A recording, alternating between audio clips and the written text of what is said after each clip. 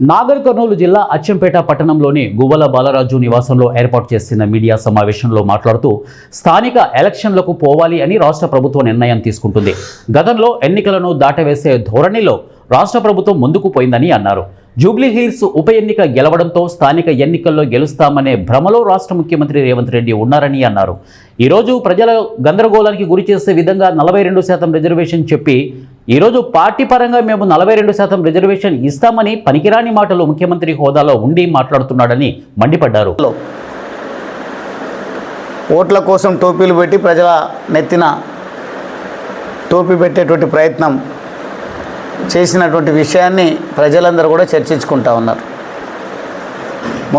మొత్తం ఒక వర్గానికి సంబంధించినటువంటి ఓట్లను దక్కించుకోవాలి, తద్వారా ఎన్నికల్లో గెలవాలనే ఆలోచనతోన ఒక పక్క అజారుద్దీన్కు మంత్రి పదవి ఇవ్వడం, మరో పక్క ముఖ్యమంత్రి గల్లీలు పట్టుకొని టోపీలు పెట్టుకొని తిరిగినటువంటి విషయాలను మనం చూసినాం. ఈ సందర్భంగా ఏదో నేను మాట్లాడే విధానం ఎవరినైనా నొప్పించే విధంగా ఉంటే దయచేసి ఆలోచించి నొచ్చుకోండి, పర్వాలేదు. ఈరోజు చూడండి, దేశమంతా కూడా ఒకే వైపు పోతూ ఉంది. బీహార్ ఎన్నికలను కనుక మనం గమనించినట్టయితే అచ్చంగా దాదాపుగా 35-40% మైనారిటీలు ఉన్నటువంటి అలీగఢ్ నియోజకవర్గం పేరు అలీగఢ్ నియోజకవర్గంలో యంగెస్ట్ మహిళ ఒక అమ్మాయి ఎప్పుడూ రాజకీయాలతో సంబంధం లేకుండా కాషాయ జెండాను పట్టినటువంటి కారణంగా అద్భుతమైనటువంటి ఆశీర్వాదం ఆ ఎమ్మెల్యే గారికి దక్కింది. ఈరోజు ఎమ్మెల్యే అమ్మాయి వయసులో చిన్నదైనా ఈరోజు ప్రజల చేత ఎన్నికైనటువంటి ఒక ప్రజాప్రతినిధి మైథిలి.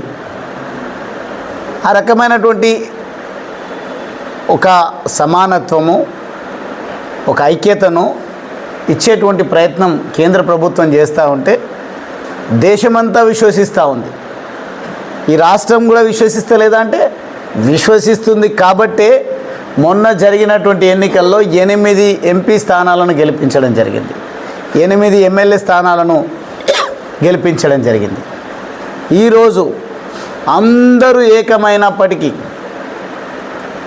బీజేపీ ఇది ఒక సభ్యుడు చనిపోతే వచ్చినటువంటి ఎన్నిక అని పెద్దగా నాకు తెలిసినంత వరకు అయితే పెద్దగా దృష్టి సారించి గెలవాలనే ప్రయత్నం చేసినందుకైతే కాదు. ఇది